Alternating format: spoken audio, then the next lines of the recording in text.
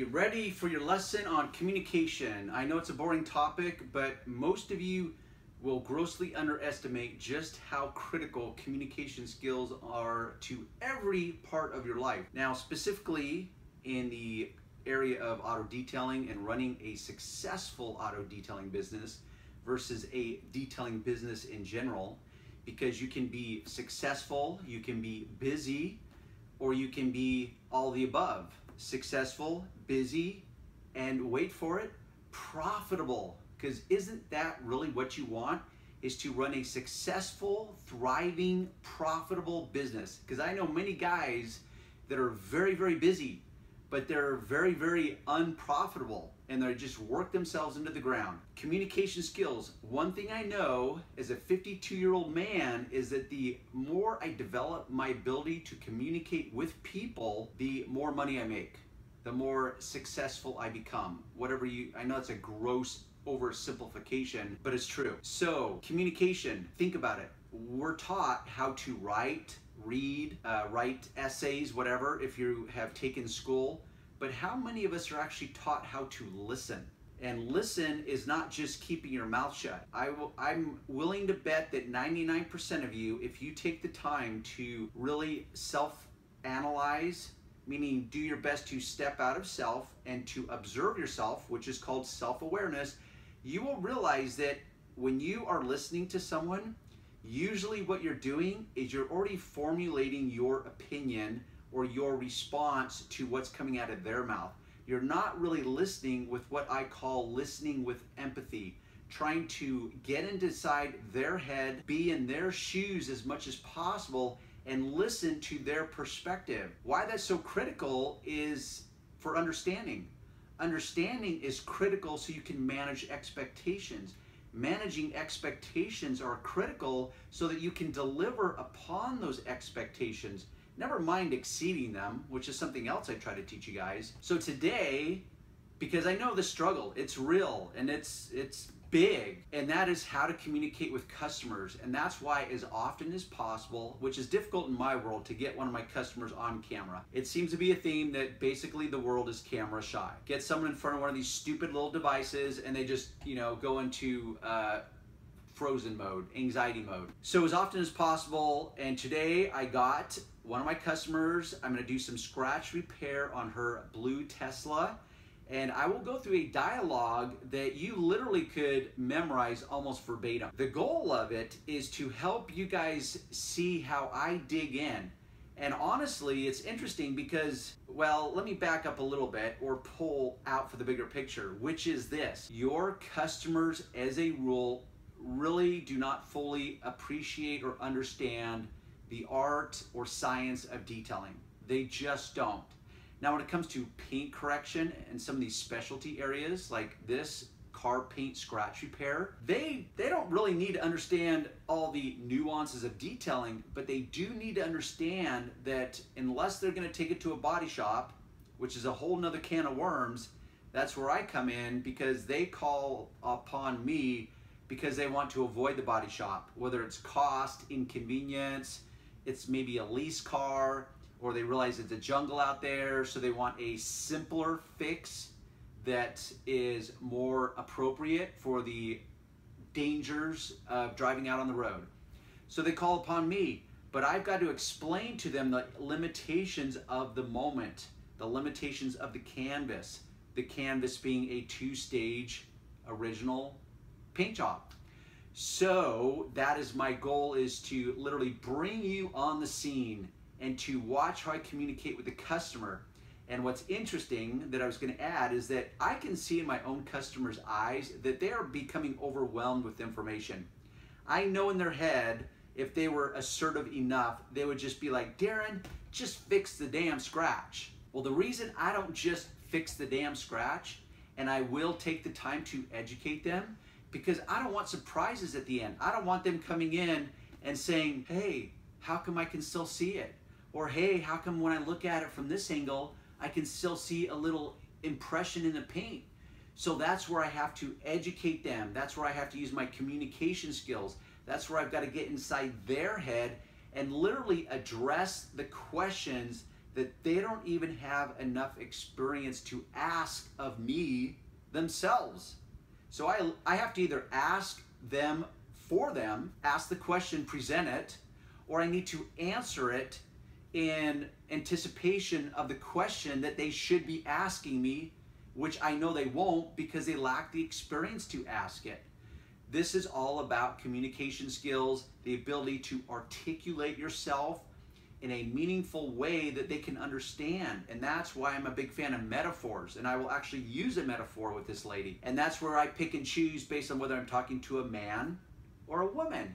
They think differently. They perceive the world differently. So I'm going to, hopefully, the challenge is to choose a metaphor in which they can relate to more closely so that they can gain understanding. I mean, really the goal is to take all this expansive knowledge base and reduce it down to a more simplified moment for the customer where you as a detailer realize, okay, I think there is enough understanding here on both sides that I have managed their expectations and now I can move forward as outlined. And that's what I do, is I outline to my customer what I'm going to do. So hopefully you will learn something, and I want you to make a comment, because I know some of you are going to look at her and you're going to be like, oh, you can tell when her eyes start to glaze over. And if you watch, you will be able to tell when that happens. You may have your own suggestions. What do you do to manage expectations?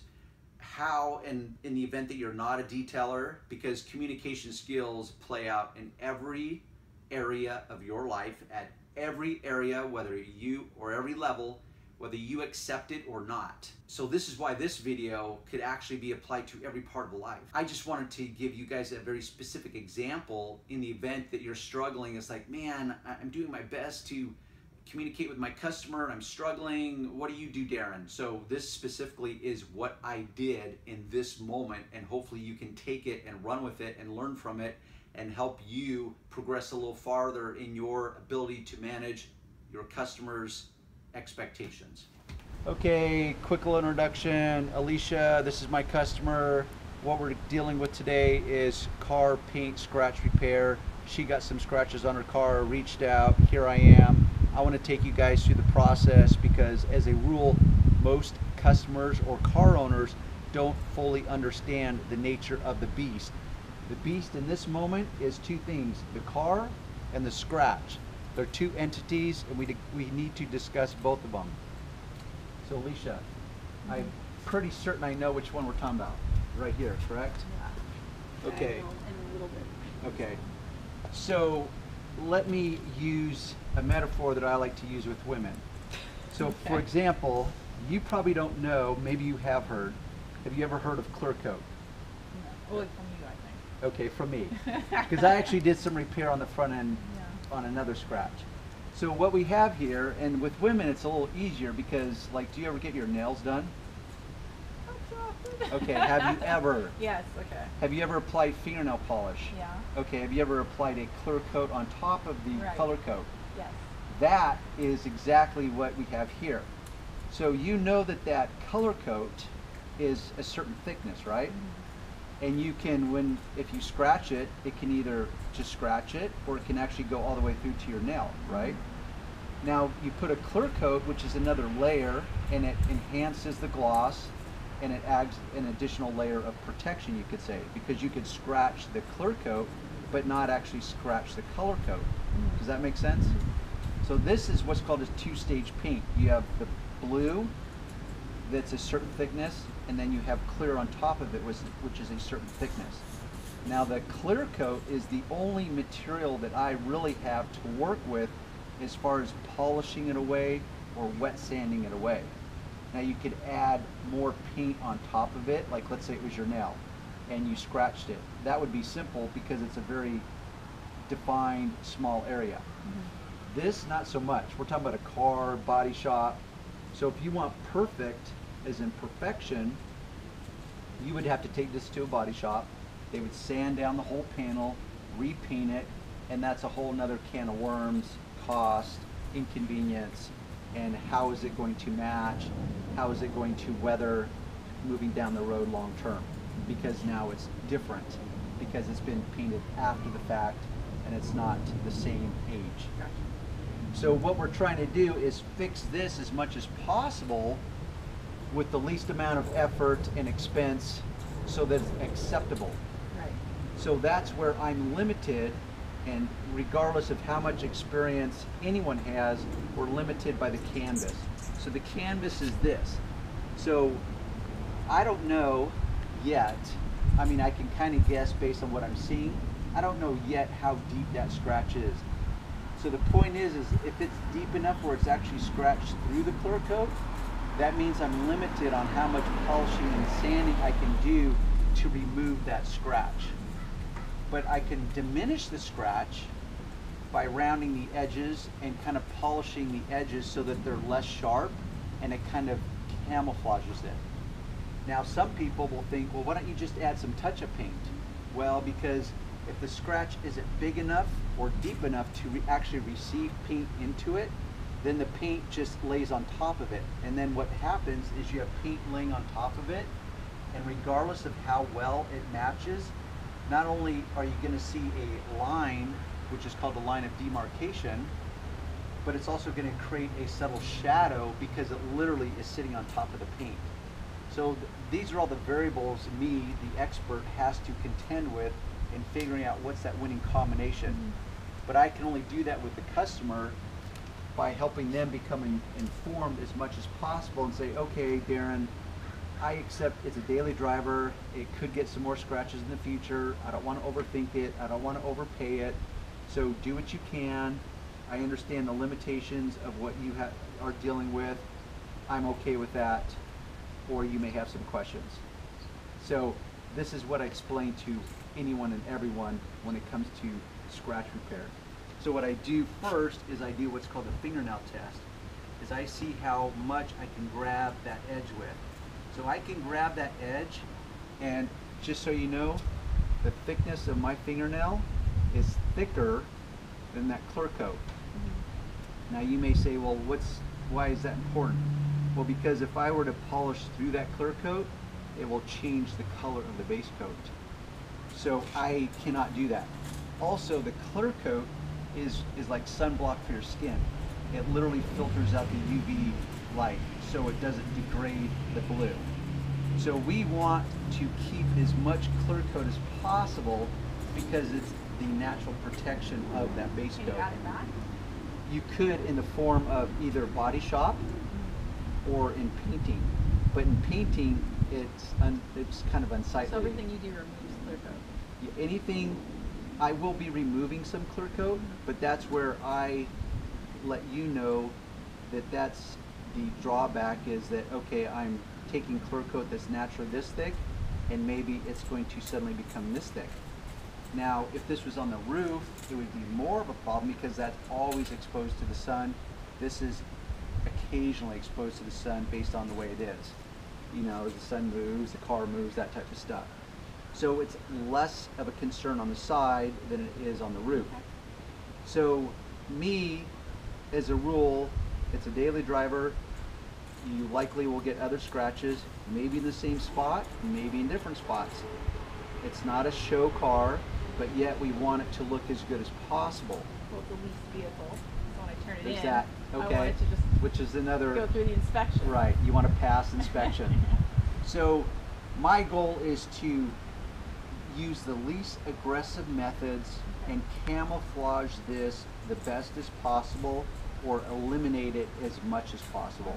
So I'm going to use various techniques from, I'm going to start by wet sanding it first and reducing for the thickness of that clear coat to an acceptable amount, seeing what's left over, and then seeing like, okay, because that's pretty thin. I mean, I could, because I'm guessing that there's still going to be some left, but I might be able to polish or wet sand and polish enough where only in the right lighting can you see a little groove, but it's not going to appear white any longer. I don't know if that's possible or not because every scratch is different and unique. But that's what I'm going to start with first. Then at that point, then if there's still some white left, maybe I'll apply some blue touch-up paint. I'll pull you out here and say, okay, Alicia, you tell me, this is what it could look like. I'll remove that touch-up paint and say, or that's what it could look like. Sometimes it's like, okay, Darren, they both suck. I know, they do. But that's the limitations of the moment. This is your choice other than the Body Shop. And you may say, okay, you know what? I guess I like it slightly better, even though I can still see a white line. I really don't like that blue sitting on top of it. Does that make sense? Yeah. Do Okay. your best. Okay, any questions? No, it looks like this one's much better, more minimal. Yes. Is this a door handle? I mean, a door? It's like a door. Who knows? Because it's at a diagonal, it's unlikely because it really dips down. Like if it was more subtle at a diagonal, perhaps. But because it's right here, I mean, it could just be anything. I mean, I see the crazy, I don't know if you ever watch in parking lots, people parking and going.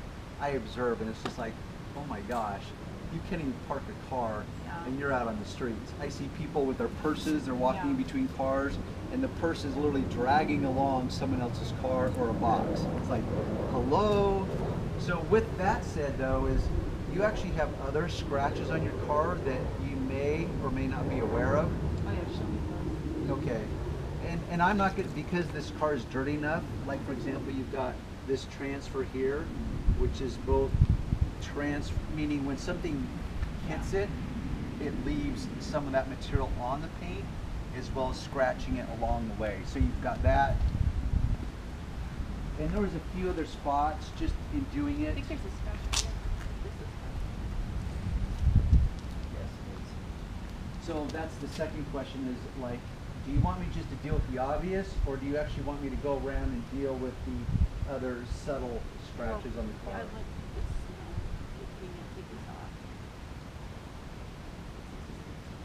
I don't know how much that would take you. Yeah. And what we could do is because it's kind of hard to see it because there's enough layer of just grime on it, it's camouflaging a lot of scratches. So you let me know because we can clean this off and you know, so you have stuff here. And there was, meaning, because How about a spider and a tail light? isn't that crazy? Like, how does a spider get inside what you think is a sealed tail light?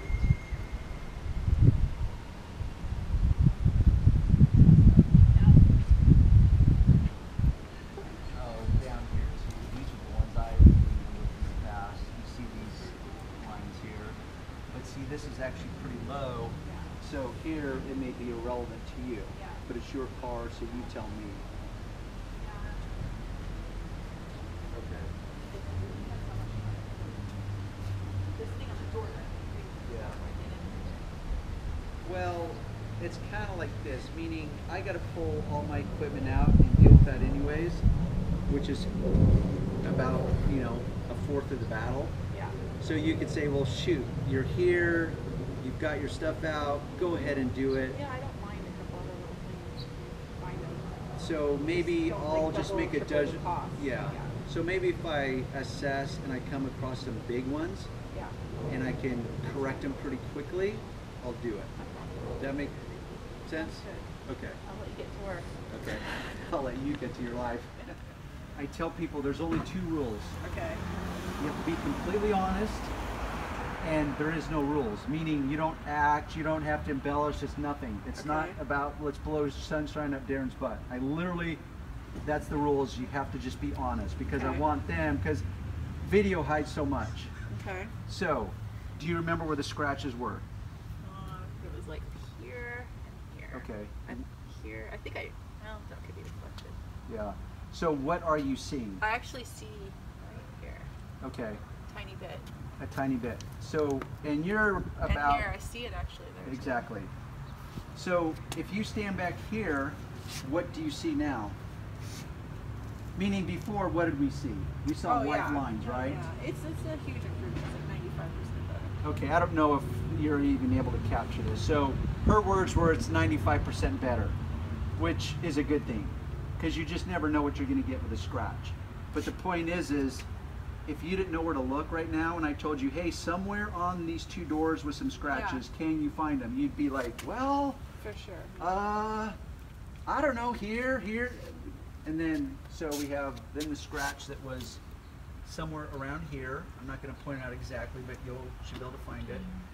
Okay, and then down here you had the transfer and then scratches. That's actually really hard to see. Yeah. Then over here on this door were some scratches. I don't know if you're the vertical. So Like you in the middle. see how close you have to get. Did you find them? Yeah. Okay. I So, and that's the reality is if you get close enough and you scrutinize close enough, Yeah. eventually you're going to find it. But the casual observer and even the person, if you test them, is like, hey, find the scratches. It's like, well, they're somewhere. It's like, okay, that's the goal. Is we want to diminish them as much as possible in the least amount of removing that clear coat as possible. Gotcha.